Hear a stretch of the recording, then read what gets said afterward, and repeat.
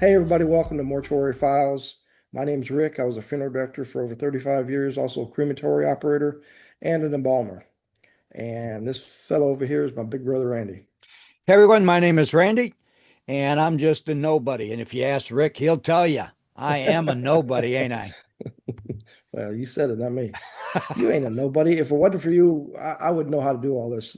He puts all this together. I just sit here and answer questions. What is the most unexpected or unusual reaction you've seen from a family member um, during the viewing of a body? Oh, I've seen people try to crawl in a casket with them. I've seen people they were completely composed until they walked in that room. Then they just lost it. Dropped to the floor. I saw a preacher, had been a preacher in our town for 50 years, and he had three sons, and they were all preachers, and they were all in charge of their own churches. And you would think that a preacher and Christians that had been in the ministry that long would have a peace about where they were going and their death and going on to heaven and seeing Jesus or whatever their belief is. But that's not what happened. These three sons dropped to their knees and began crawling on their hands and knees to the casket. Forgive me, Daddy, forgive me. I'm sorry. I'm sorry. Just losing it. They lost their mind at their Wow. father's funeral. That was kind of unexpected. Probably the weirdest thing I really ever saw, there's so many, but I saw a man who had considered what a lot of people think is the unforgivable sin, Hmm. and his family got a preacher, and the preacher came up and started talking about it. And he says, well, you know what he did was a sin, and ain't nothing I can do to help him because y'all know where he is. And And that we was all know he's in hell right now, so ain't nothing I can do from him, but open up your Bibles. I can help you. And half the people stood up and left. the way he went out was in a manner that starts with an S. Yes. Yeah. Funny thing that happened on the way to a funeral? Quirky things, weird things, things that made you laugh afterwards. You walked over to your place where you stand and you chuckling underneath your breath. Are you asking me to tell a story or? Well, I'm not asking you to tell a story, but I'm asking you, has it ever happened to you? You know, where family comes up to you and says something, maybe they're giving you a little anecdote story about the guy and you walk Oh in. yeah, sometimes I have to turn around and leave the room and go laugh in a different room. You have a hanky in our, pocket usually. You get a hank, pretend like you're like you've got to Sound blow like your you're nose. sneezing, but you're laughing. Yeah. And obviously, it's not going to be the deceased person that made you laugh. It's going to be the family has done something. Oh, so yeah, Maybe yeah. they're telling a story about their loved one or something like that. Hey Mhm. guys, if you like what we're doing here, please give it a thumbs up, like, subscribe, comment, ask us questions.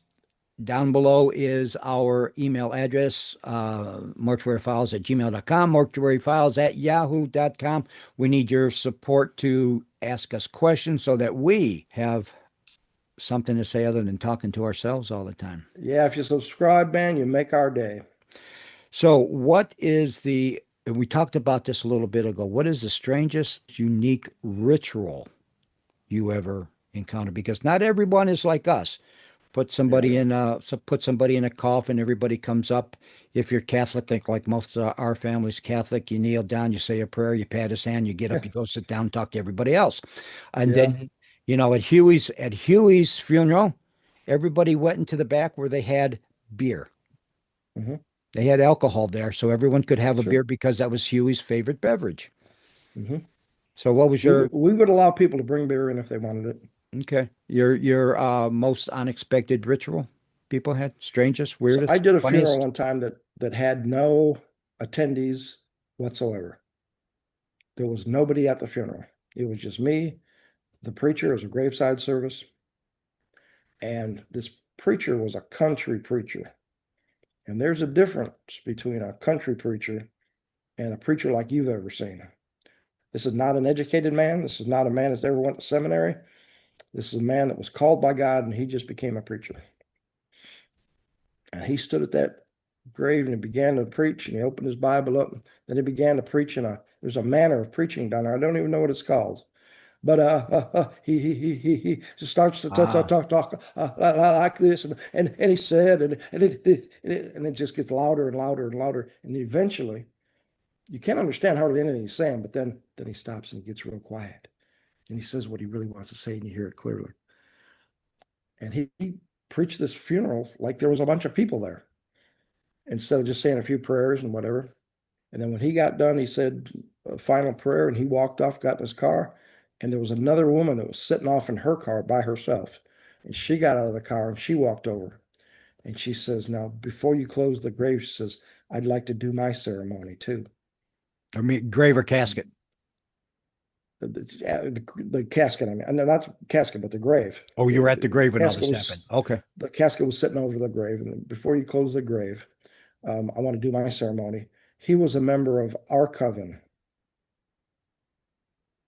He I was don't know a what that is. witch.